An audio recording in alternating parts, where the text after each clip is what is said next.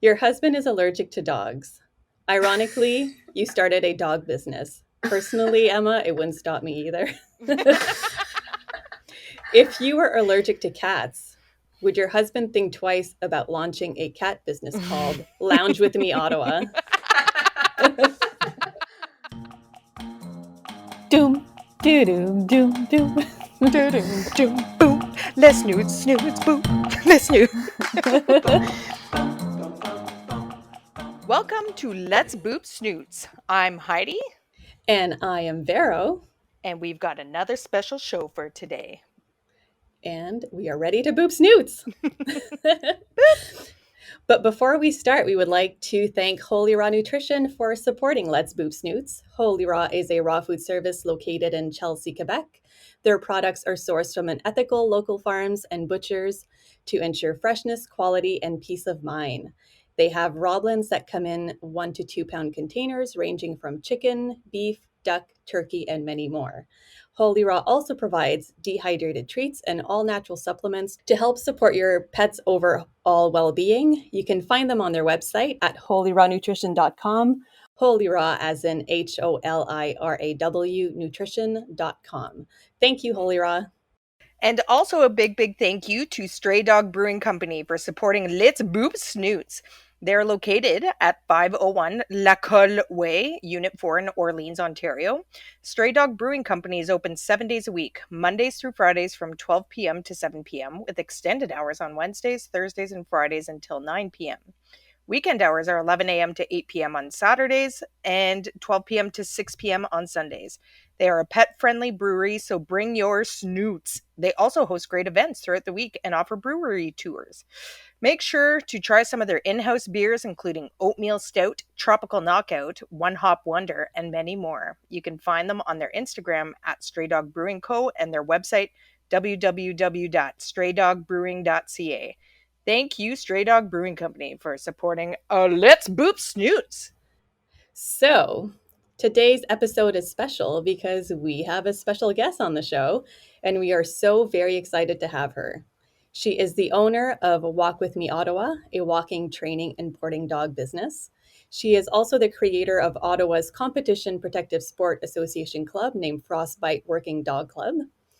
3 out of her 4 dogs, Cricket, Toro, Riggins, have credentials longer than 99.9% of people. And if she wasn't aware already, she is also living the Let's Boop Snoots dream life.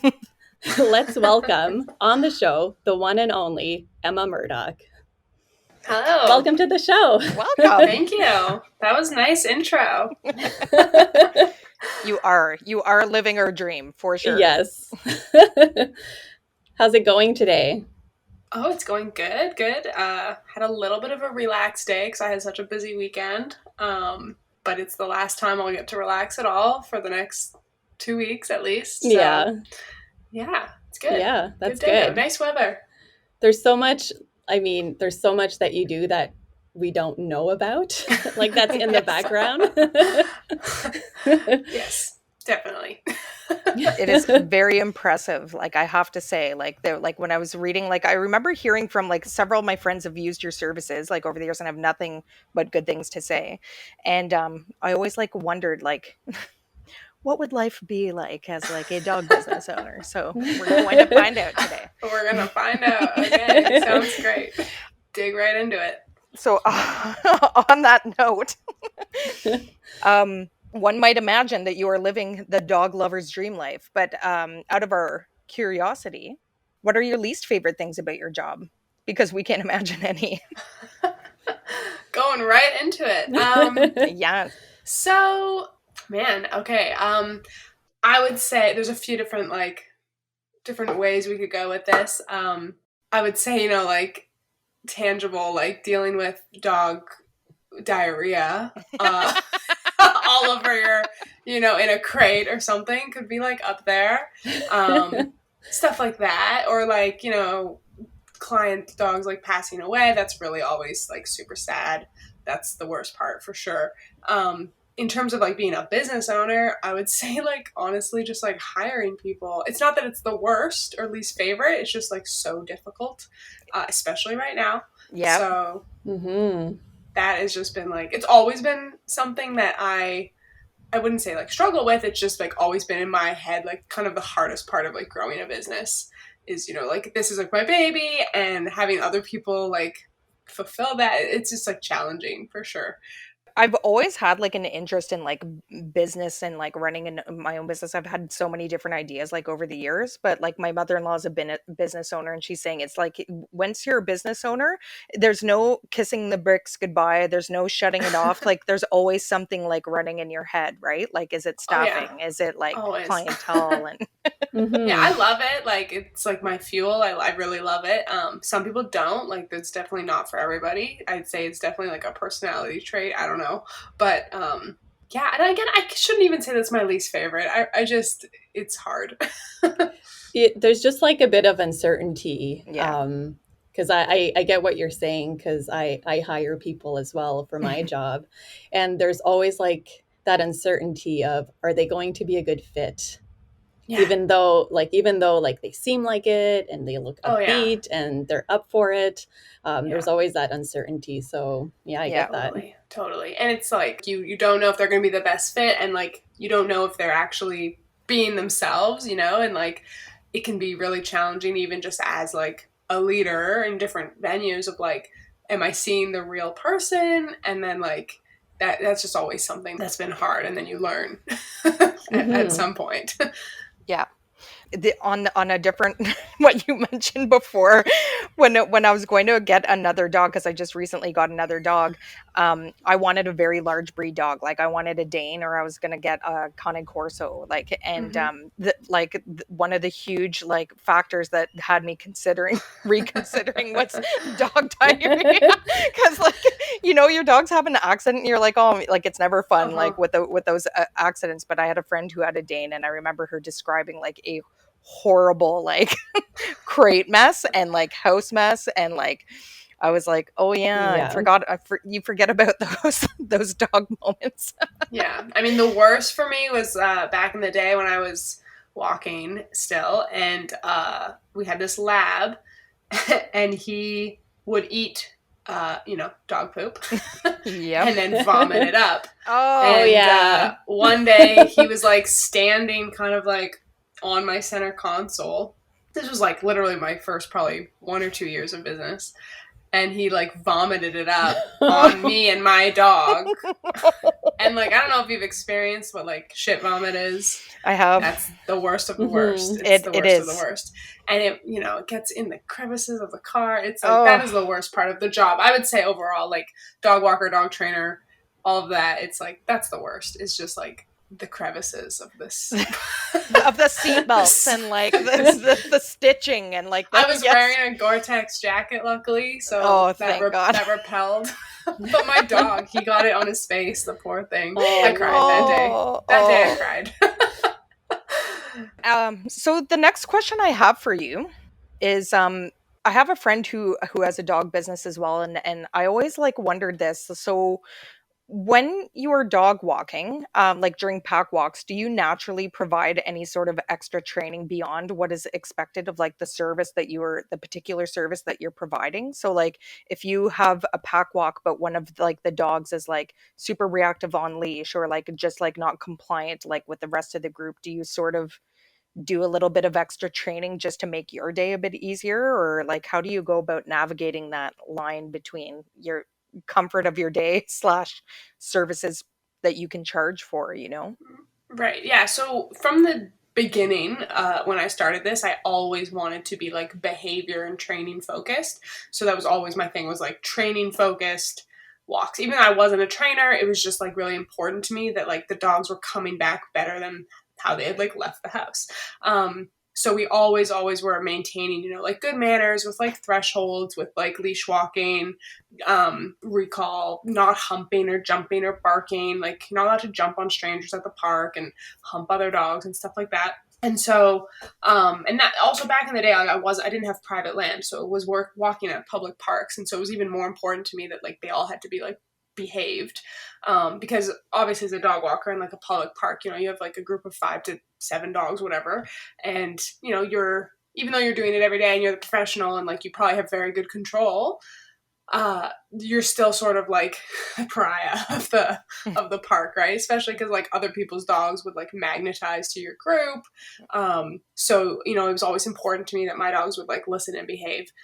Moving like away from public land too, like the private land allowed us to even focus on that more, because then you're not having to worry about other people and dogs.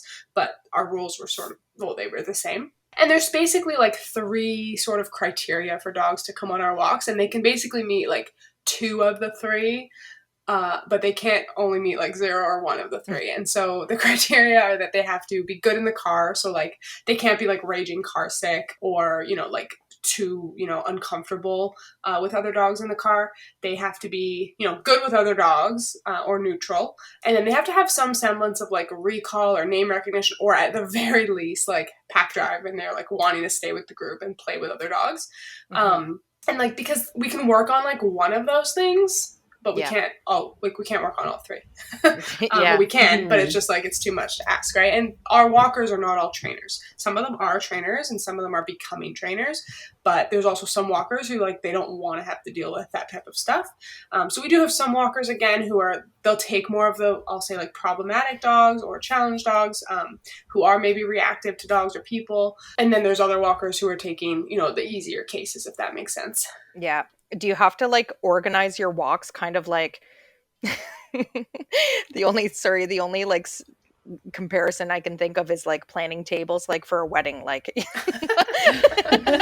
right. Like Susie can't sit with like Aunt Linda because they're gonna fight, like. So it's based on location, like our pack walks. So the walker services like a specific location, let's say like Westboro, Canada, Stittsville, Barhaven, et cetera. But then of course, like we're screening dogs ahead of time. And some people, or some walkers I should say, will have like a morning walk or an afternoon walk. So they might like rearrange dogs based on that. And then sometimes it does happen where we have a dog who just like might not fit into the dynamic of like this pack. So we'll just move them to another pack and then things go better. Like I said, because some people have the more like challenging dogs, some people have like smaller dogs. Everyone sort of has their little niche thing. So that definitely does happen, but for the most part, it's pretty rare. Like we don't usually have to move things around, but it does happen. And because we're so big and we have so many walkers, we're able to kind of do that most of the time. Yeah.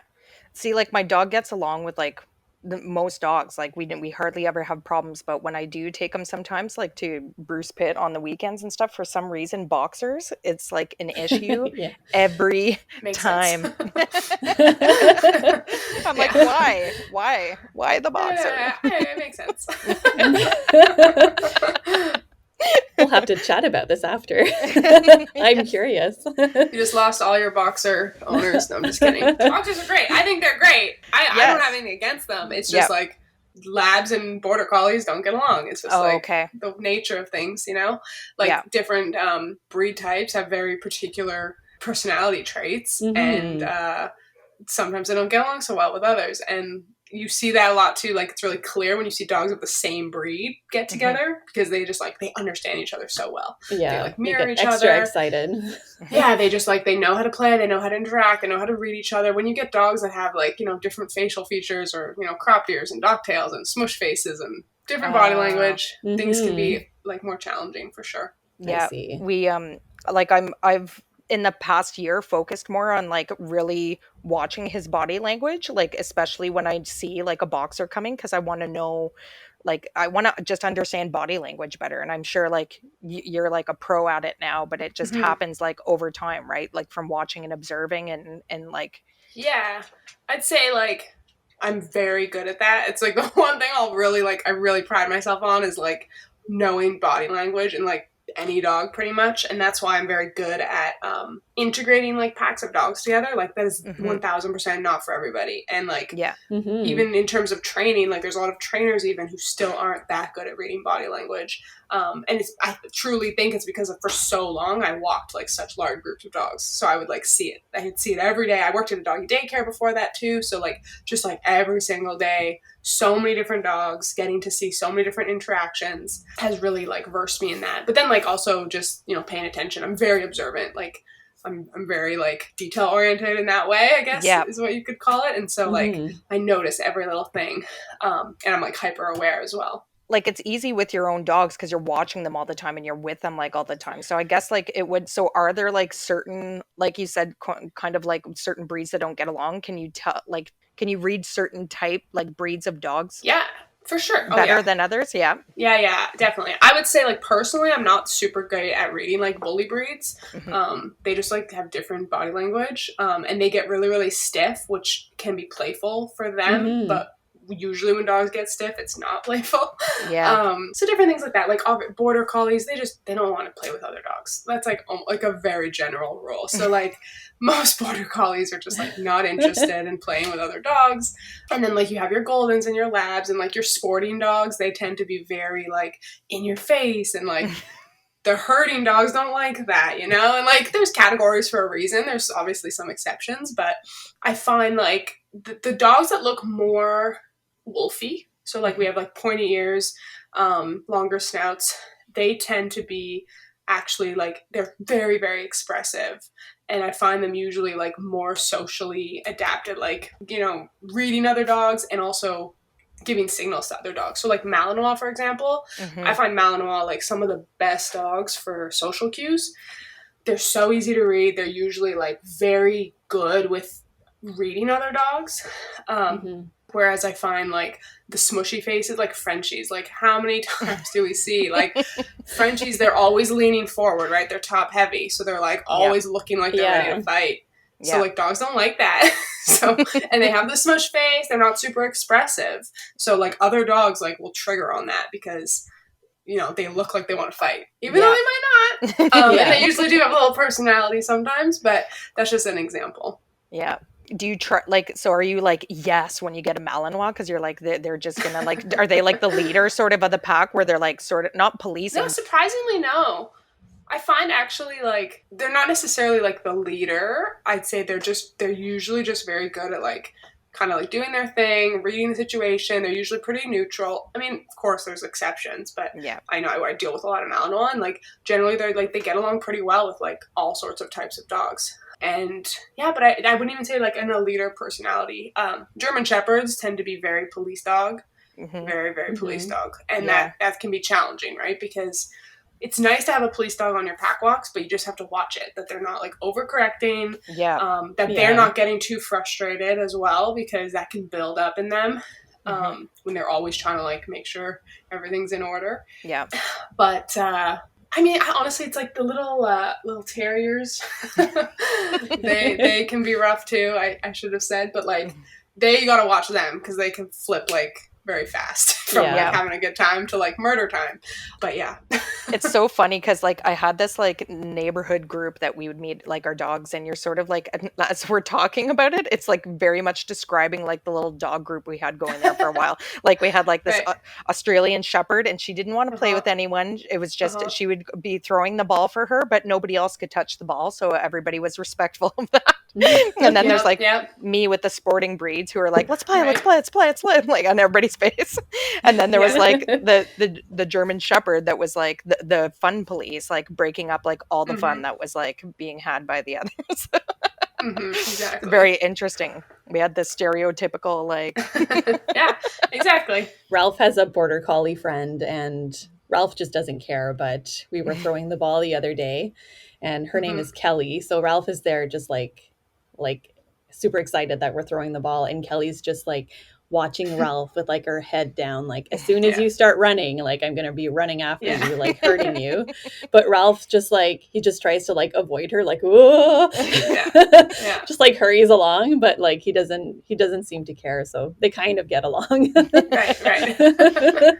Yeah, exactly. That's the thing, like, those types of dogs, like border collies, etc., can be very, like, possessive of their things, even if they're not touching them, right? So, like, Yeah. we see that a lot with them where they're like, that's my ball. Even though it's away from me, they have possession of it, and, like, a lab or a golden, like, wanders in, and they're like, hey! And then the border collie snaps at them, right? They're like, hey, I was giving, like, clear signals. But even with border collies, I find it's, like, less clear because it's very different. It's very eye contact and stuff like that. Yeah, she's like super focused on Ralph. Like, as soon as he starts running, like, I'm running after you, just to chase you and hurt you. They're very visual, those ones, for sure. So also like on that same note, like I've always been curious about this when you own a dog company and like dogs are becoming like people's kids, right? Like I'm sure like Hmm. you get like do you get like helicopter parents that are like, "Where are you guys now? Like was he good for you today? Did he barf? Like did he pee?" Like but um my question is like what is your liability like as a company owner? So if like let's say back in the day when you were going to Bruce Pitt and doing a group walk and some like dog comes out of nowhere and like it injures one of the dogs, or if they get into a fight and there's any kind of like severe damage, what is your liability to the dog owner? Yeah, so it's a good question. Back in the day, I was 22 when I started this business, and I did not know what I was doing. So, and definitely there's helicopter parents for sure. I mean, we mitigate that by having like our Instagram stories, so we're videoing like a lot of our walks, so people are getting to see them like pretty much real time, which helps a lot, I think. But it still happens even with training clients or boarding clients, whatever it happens. But again, we're very upfront about like updates, so it's not usually an issue for us because we're very like even I was babysitting my niece the other day, a real human niece, let me add, and I was like updating them constantly. I was like, "Here's a photo. We're doing this. Now she's eating this, and like, oh, they changed her diaper." And I was like, "This is a Reverse dog thing." helicopter. Like, no, but it was like it's like I'm used to doing that with my clients, Yeah, so it was yeah. kind of like this just natural thing for me. And she was kind of like, "Okay, I don't need like every single like play-by-play." And I was like, "Well, here it is," right? In terms of liability, so like obviously we are insured. We haven't used our insurance, knock on wood. But oh, don't bark. But just because I mean the deductible and all that, and it's just to be honest, I find it's kind of a pain in the ass. Yeah. But so we've played around with different things over the past. Like there's certain things that like if they were very like let's say a dog did attack another dog or something. I mean attack's a very strong word, but let's say that happened where it was like very obvious what happened. We saw it happen. You know, generally we would tell both owners, and then like the owner of the dog who attacked would usually like you know cover any vet bills that needed to happen. There's also been cases where like we've covered vet bills just because like they are in our care, but we eventually sort of like morphed into this idea of like sort of a split three ways, because that way it really like lessens the financial impact for everybody, because like some like to be honest like you know they're out there running, like they're some dogs just like they don't get stabbed with a stick. Like that happened to my dog. He like Yeah. stepped on a stick funny and it went up his leg, like he Mhm. got gashed. And it's like you know that's part of my responsibility as a dog owner, and then it's also you know if he was in someone's care I'd say it's you know partially their responsibility as well. And then because we have a dog walker walking the dogs, it's you know partially their responsibility depending on the situation, because it turned into kind of like a he said she said of Yeah. like oh maybe it was like this so therefore it's the company's fault, and it was like well no maybe it was the you know what I mean. So I Yeah. said you know what, let's just do like three ways, and then it's honestly like it just like really lessens the financial impact for everybody. And that's what we decided to do, and it's been good I think personally for everybody. And obviously also I think it's really good for pet owners to have insurance, or at least you know like wait like you know understand the odds, but like Yeah. I was just always curious about that just because, like, again, like, it's something I've considered for a long time, and especially, like, moving in this direction where, like, the next generation is not having kids, they're getting dogs. Like, I've mhm, always thought about dog Mhm. companies. right, So, Emma, we've talked yes. about some of your least favorite things, which is probably our least favorite thing as well of dog ownership. So, let's talk about what I imagine is one of your favorite things, cricket. Oh okay, yes. Cricket has an impressive resume, and Mhm, it does include GRC Social Responsibility 1. Can you give us some mhm. details about what this title means and if you plan on advancing cricket any further? Yeah, for sure. So Cricket was my first, like my own dog. Got her as a puppy from a breeder that we had another dog from the same breeder that he was my in-laws dog, and we took him when we bought our house. And so yeah, we've definitely played around in like many different sports. The GRC, so GRC is stands for Gameness Responsibility Control. I think so. God, I haven't said that in a long time. I don't want to say that wrong. But so it's basically like a drive sport. Anyway, so the SR1, I don't know if you guys have talked about that before, so I don't know if I need to give like a background, but No, the SR is a Mhm. social responsibility test, and it's like I guess comparable to a CGN, although I'd say it's like much better and more, or better is not the right word, sorry, like more difficult, but I think more valuable for actually like quality training in terms of like, generalization of things. So we did that. The first time I heard about it, I was like at a conference and Jay Jack was there and they were all just like in the parking lot basically like doing this. So I was like, okay, whatever, I've never heard of this, but I'll do it. Cool, whatever. Dog did not have a middle position at that point or a front. So we failed, obviously, and we didn't know what it was. And then we did it a second time. I think it was the year the next year following. And again, we failed. I forget what happened. It was something stupid that I did. It was my fault, of course. Like, I didn't wear the right shoes, so then that screwed me up. So I had to go change my shoes. And then I just did something that, like, made her break position or something like that. So then we did it again the next day, and then we finally passed. Yeah. But it's a hard test, and it involves obedience commands, but that's not the big part of it. It's a lot about like your dog's liberty skills and basically just like, real life stuff that you can apply. So I actually like honestly haven't thought about SR in so long, so I don't even know if I can give a full recap, but basically you have like a downstay portion, you have a front and middle command, like with a recall, and then you have your 2 minutes of liberty. Oh, and you have like greeting strangers and loose leash walking and a figure eight. And so your dog is not supposed to be heeling because that's sort of like a cop-out. Like if your dog is like in command for that portion, you're actually going to lose points.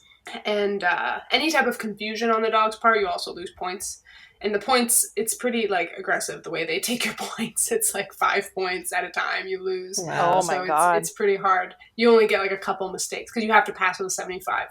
Yeah, sorry, now I remember. And so you greet some strangers, your dog's not allowed to jump on them, etc. They're not allowed to pull on the leash. Anytime you have like tension on the leash, you get ding points. Tension that's longer than 3 seconds, I believe. And then you have to do a little figure eight, and then you do your downstay. Then you do like a recall to front, and then you do a middle position, something like that. And then you have 2 minutes of liberty. So your dog is fully at liberty, which means like you're not supposed to give them a command or anything. Mm-hmm. You would fail. So you're just like, hey, you're at liberty. And then like they can't, jump on people or run away and stuff like that. So that's the level 1. The level 2 gets like much more difficult because there's also going to be like food and people like trying to mess with your dog a little bit more. Oh. And again, I don't know about the SR2 right now because it's been so long that I've thought about it. But it is more challenging for sure. Oh, and there's like a walking middle position with like position changes, stuff like that. And then I think there's a 3 too. And then that's even like infinitely harder. They'll like be like offering your dog food, or like the decoy people can do kind of different things to try to get your dog in trouble during the liberty portion. But I think it's a really nice test because it really shows like kind of the holes in your training. You have dogs who are really, really flashy, like let's say a nice Malinois or something. They have all the obedience skills. They can be really good, but they don't do so well with the liberty, generally speaking. Yeah. Because they're just like, they're spun up, right? What is this? What is liberty? They're just like, oh my God.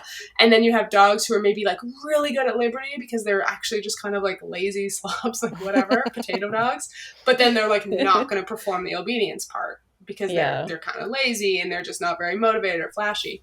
So it's actually a really interesting test in that way. So your question was what's next for her? We're doing agility right now. We've played in obedience, played in scent detection, barn hunt, rally obedience. We've done some herding, and we did the JRC SR. And so we're really focused on agility right now. We actually just had our first trial of the year on Thursday, and she finally got a Q for her standard starters title. Yay! Which is great. And she got a jumpers Q. It's only our second agility trial ever. So I was happy about that. Agility is really hard. Yeah. Like, it does look hard. Really hard. It's not just like, recreational agility, if you're just like putting your dog over equipment and stuff, that's fine. But like running a trial, you're in there for like 45 seconds and like one tiny little error on your part, even like a hesitation, and your Q is gone. Like there's no second chances. Like if your dog even like goes past the jump, you're disqualified. Oh my God. It's very intense in that way. So it's very hard to get Qs, which stands for qualifier. Have you done all this different training with Cricket like one at a time? Like, or can she transition in between like all these different types of training like at any time? Yeah, she's a really versatile dog. The breed is quite versatile. When I was starting up, I kind of just dabbled in everything because I was like, let's see what I like. So we started doing agility and barn hunt and herding. We all did that when she was young. And then I kind of stepped away from most of that and I started doing competitive obedience and scent detection. And I trialed in both of those. I got like our starters titles in that. And then I sort of stepped away from that again and got more into agility and then I got my other two dogs, and so I just didn't have time to do everything. Yeah. It's I just am too much. super impressed with like everything that you're doing with your dogs. Yeah, I mean, I know. I'm not doing that much anymore. But I mean, I do agility and PSA, and then Yeah. I'm really hoping to get back to barn hunt with her and with Toro, and I'd like to get back to competitive obedience with her. It's just, oh man, it is hard. Just need more hours in a day. I need more days in a week. I need everything. Yes. Yeah. PSA is so extensive. It takes up so much time. Yeah. I got a new dog back in February, and it took me like weeks just to get her in the place command. So. But you're not a professional. So I know. It's okay. It's okay. Don't ever feel bad about that. Yeah. Well, I don't know if I answered your question. Sorry. Yeah, but, no, that's great. I did start a GRC club initially, but I also started my PSA club at the same time, and I just couldn't do both. Mm-hmm. So I'm super down for another GRC club. Like I have some of the stuff, I have some of the knowledge because I was into it for a bit. I have a few apprentices who are really interested in it, so I'm hoping that we can get something rolling again. I just probably won't be as much of a big part of it, but I'd really like to get it here in Ottawa. And I am bringing J-Jack here next year, so anyone listening, he's going to come. Yeah. I think it's in May. I'll have to confirm, but that's awesome. I'll get back to you. All right, so you launched Walk With Me Ottawa back in 2013. If you could go back to 2013, what advice would you give yourself? Oof. Get an accountant and a business bank account right away. Do that. Like if you're starting a business, like know that stuff. I knew nothing. Like nothing. For example, like if you're gonna get an HST number and charge HST, you also have to like give that money to the government. It's not yours. So don't collect that $18,000 and have to pay that back. So stuff like that. I would definitely recommend just like having that type of stuff in line, like your books. That's so important. Mm-hmm. That was like for me, that was my biggest thing was just like not knowing, like I wasn't invoicing people regularly. I wasn't paying people regularly. I was just like, woo, like it was just crazy.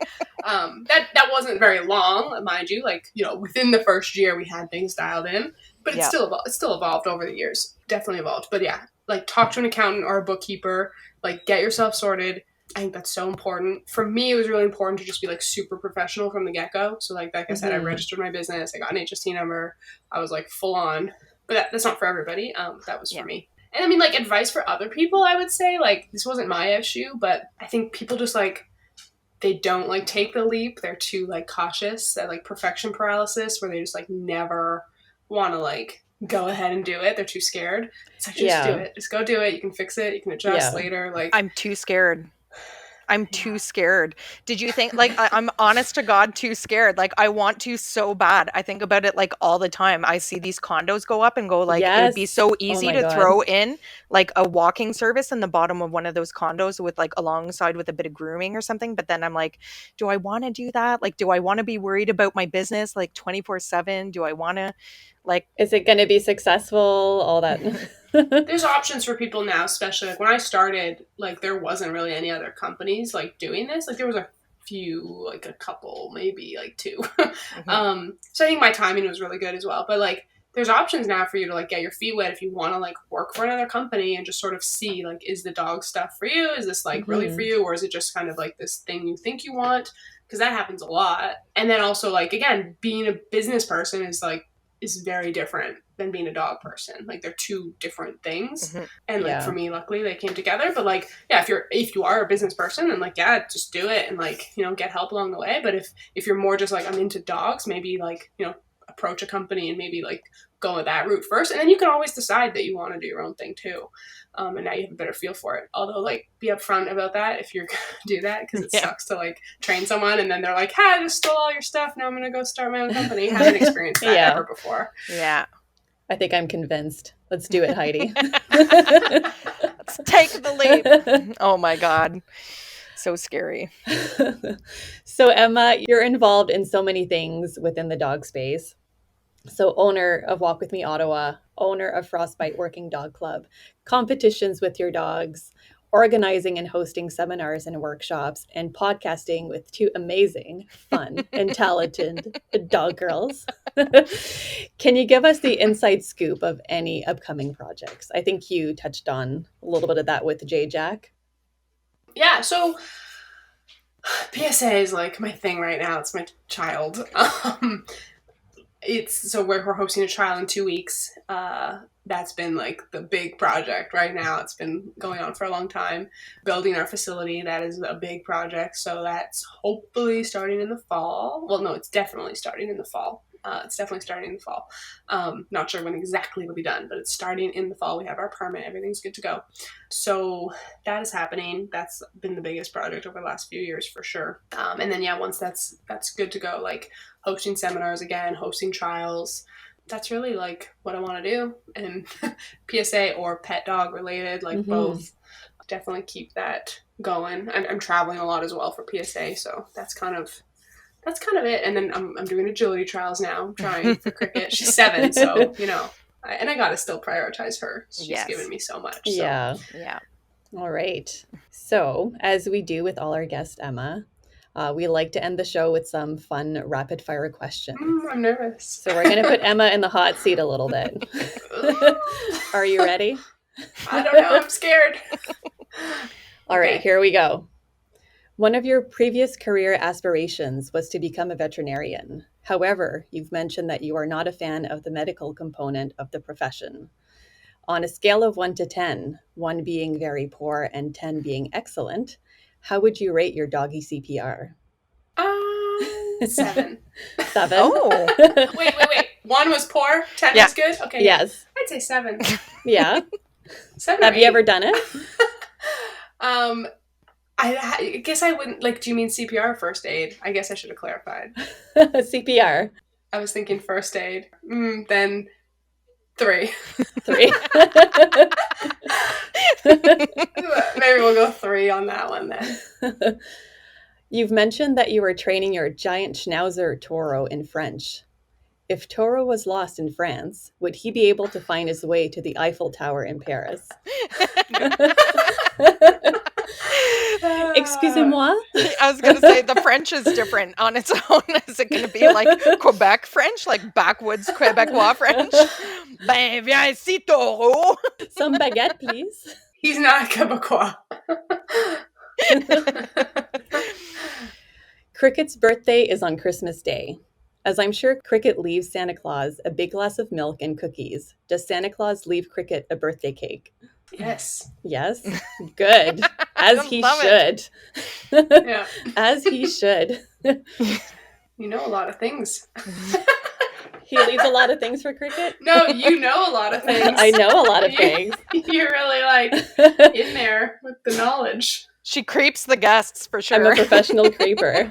Yeah, investigator. PI.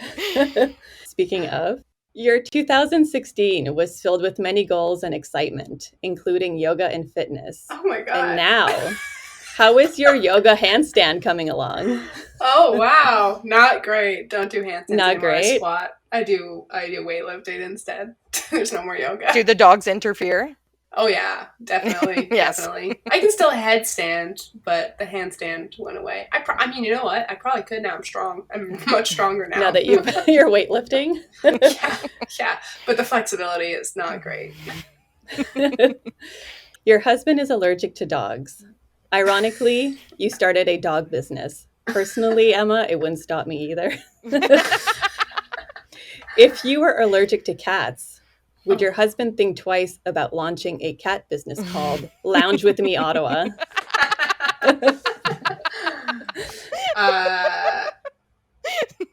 Yes. You probably wouldn't. He's super allergic to cats. Oh, there we go. He wouldn't. He would not. Lounge With Me Ottawa. Oh my God, that's going to be the name of our business. We should trademark that. I'm trademarked, so Yeah. Yeah, it's too close to Walk With Me Ottawa. I can test. Oh, that's funny.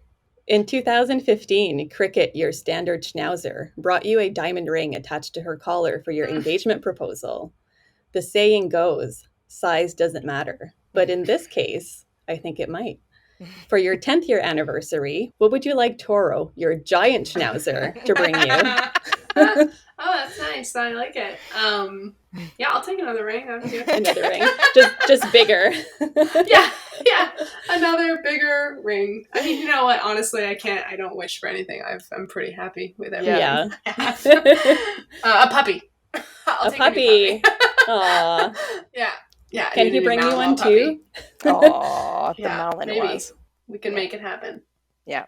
10-year anniversary. That's like soon. So. Mm-hmm. Yeah. Barrow knows. Mm-hmm. Yes. Apparently, you know better. Ottawa is known for its famous fried dough pastries called beaver tails. These are usually topped with sweet ingredients such as maple sugar, Nutella, cinnamon, or bananas. If your dog, George, the retired old man who lives to eat and sleep, as you quote, what would he add as toppings on his beaver tails? Oh, God. Something chocolatey for sure. He loves hot chocolate, actually. So he probably just wants a hot chocolate. He would... I mean, the bananas. Cricket is a huge fan of bananas. I know that wasn't your question, but she would be bananas for sure. Yeah. Cricket would be a banana beaver tail. Yes. I wonder if it's a girl dog thing because Becky loved her sweets. She loved them. Like if you left she ate all the cupcakes for my kid's birthday party once off the counter. Oh, yes. Oh, I thought it was... No, for Cricket, it's bananas. Like you can unpeel a banana and she'll come running. It's wild. Yeah, Ralph is banana crazy too.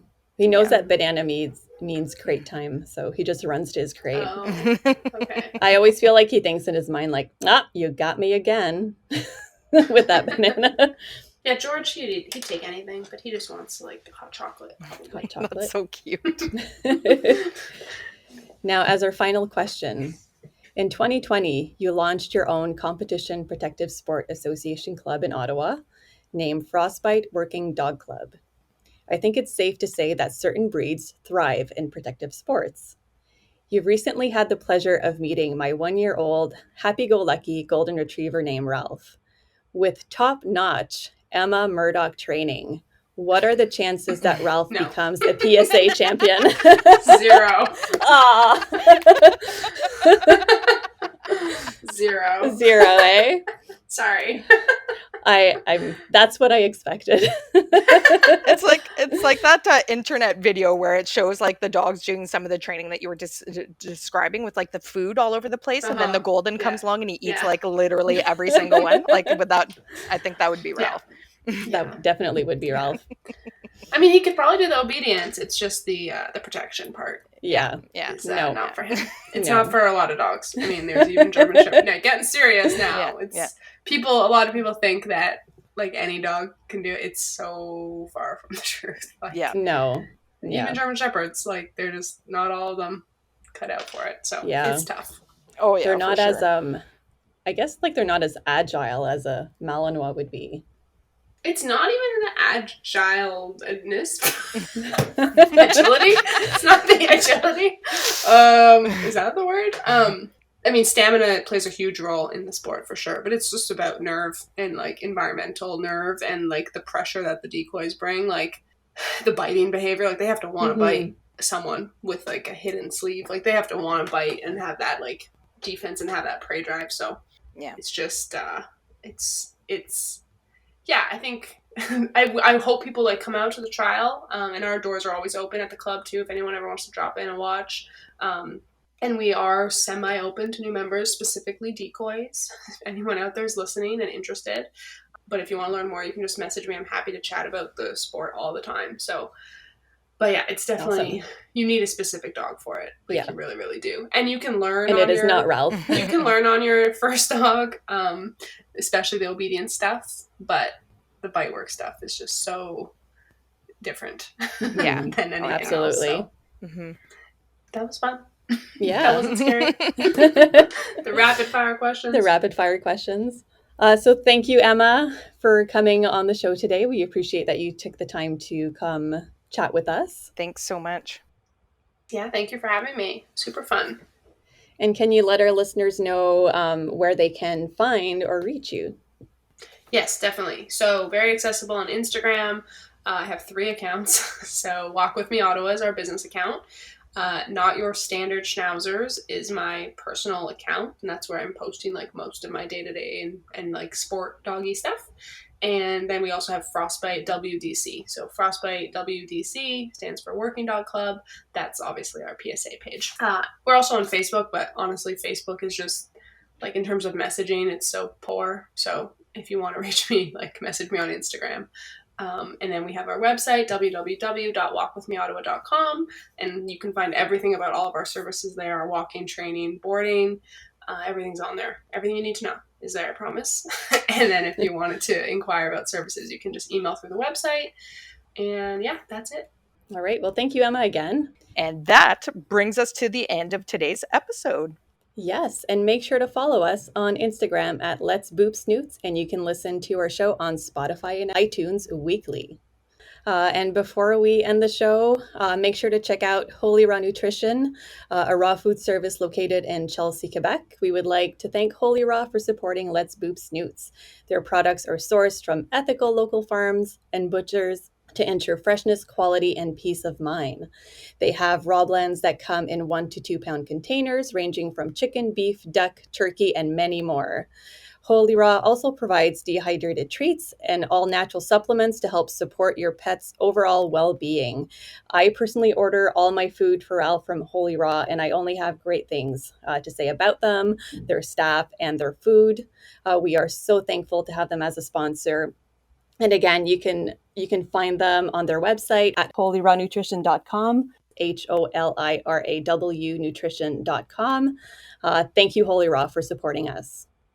And also a big thank you to Stray Dog Brewing Company for supporting Let's Boop Snoots. They're located at 501 La Colle Way, Unit 4 in Orleans, Ontario. Stray Dog Brewing Company is open 7 days a week, Mondays through Fridays from 12 p.m. to 7 p.m., with extended hours on Wednesdays, Thursdays, and Fridays until 9 p.m. Weekend hours are 11 a.m. to 8 p.m. on Saturdays and 12 p.m. to 6 p.m. on Sundays. They are a pet-friendly brewery, so bring your snoots. They also host great events throughout the week and offer brewery tours. Make sure to try some of their in-house beers, including Oatmeal Stout, Tropical Knockout, One Hop Wonder, and many more. You can find them on their Instagram at Stray Dog Brewing Co. and their website, www.straydogbrewing.ca. Thank you, Stray Dog Brewing Company, for supporting Let's Boop Snoots. So join us next week on Let's Boop Snoots. Boop! Boop.